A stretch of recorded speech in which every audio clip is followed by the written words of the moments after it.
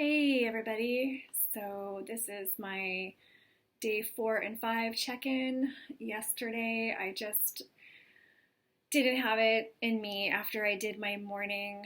I did a meditation with Tara Brock in the morning, and then I did my benzo hope group, and after that I was just like done. So I went and laid down for a lot of the day.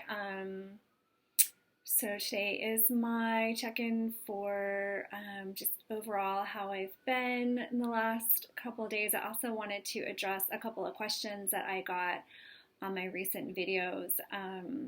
So I would say my main issue right now is sleep and fatigue. You know, clearly if you're not sleeping well, you're gonna feel pretty fatigued. So I was diagnosed with mild sleep apnea. Because it's a mild case, it's really symptom dependent upon whether or not you want to use like an intervention like a CPAP. If it was a moderate or severe case, then you would, be really urged by the doctor, like, you have to use this because it's going to save your life. But because I have a mild case, I don't have a risk of stroke or heart attack. So it's really symptom dependent. And so because I've been getting so much broken sleep, I've been trying with the CPAP, and, I was diagnosed with this also last year after 15 months off. Weirdly, it like materialized and I had it for several months, and then it went away and I was sleeping like totally fine and didn't have any problems. And I just I wasn't thinking about it. I thought, oh, that's just another one of those weird benzo withdrawal symptoms that come and go. Like, I've had so many of them come and go. But since the setback, it's been really persistent, and it came back. And it's just so persistent. And what it is that I just wake up like every hour because something is going on with my breathing. Like, I'm super hyper aware of my breathing. My nasal passages are getting swollen. I hear like weird, I don't know if people ever get this, where you hear like weird noise in your brain, or like a little snore or something like that. I'll like wake up, and it means that my sleep is really broken. Like, some nights I'll get a good 6-hour chunk, and then I'll go back to sleep and have like a few more hours of kind of tossy-turvy. And then some nights I'm literally waking up like every hour and like tossing and turning. So I'm like, fine, I'll try the CPAP again. And basically I can fall asleep with it totally fine. Like, I have a good mask that is fairly easy to use, except for I wake up.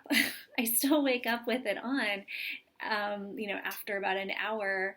So, or, an hour to 2 hours. And then I have like insomnia. So it's just not, it's not working out. So I've talked to a lot of people who have sleep issues, with this injury, this GABA injury, GABA glutamate imbalance.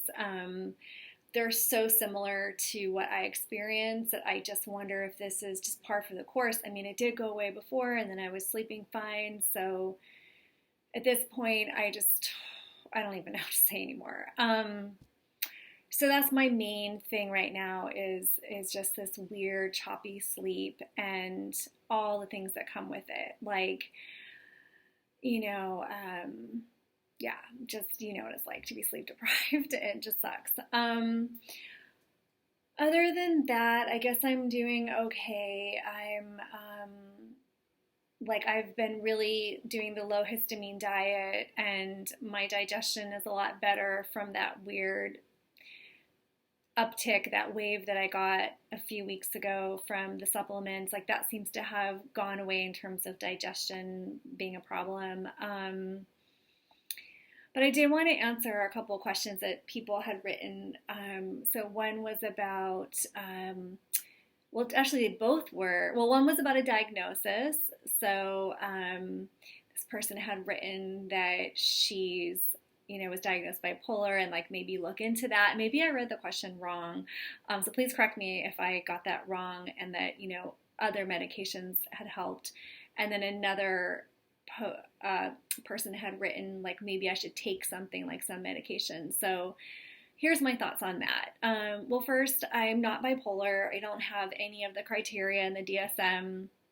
The DSM-5, there's certain criteria that you have to meet. I don't have that criteria.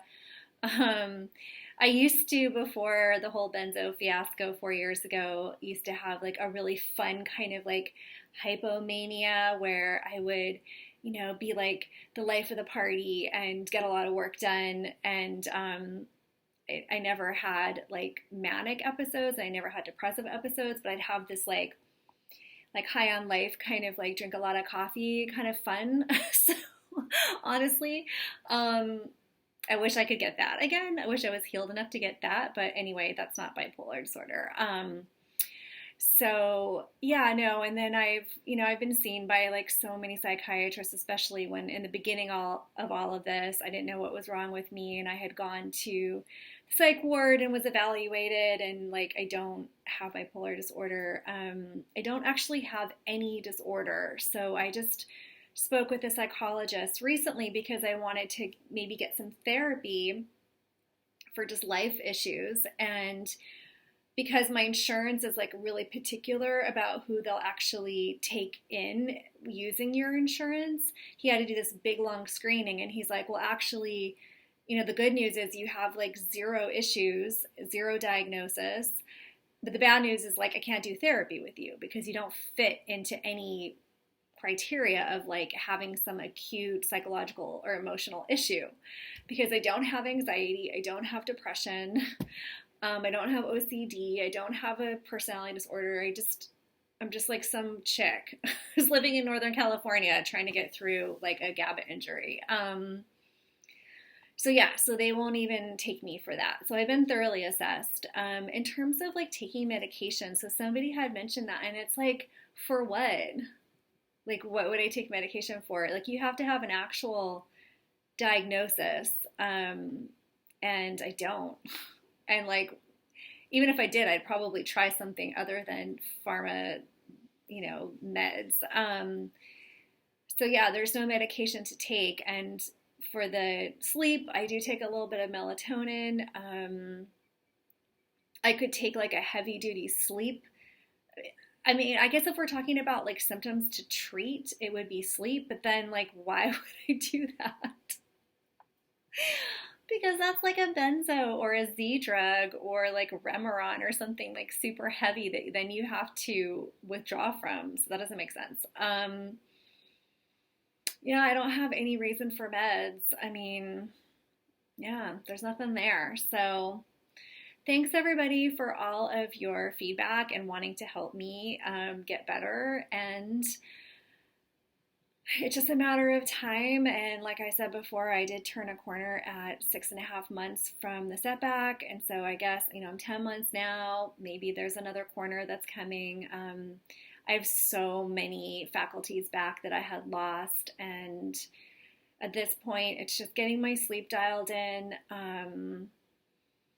I'm doing neural retraining. I'm doing like the Gupta method and some DNRS, which had really helped me before. So that's what I'm doing, coping as best as I can, working a little bit,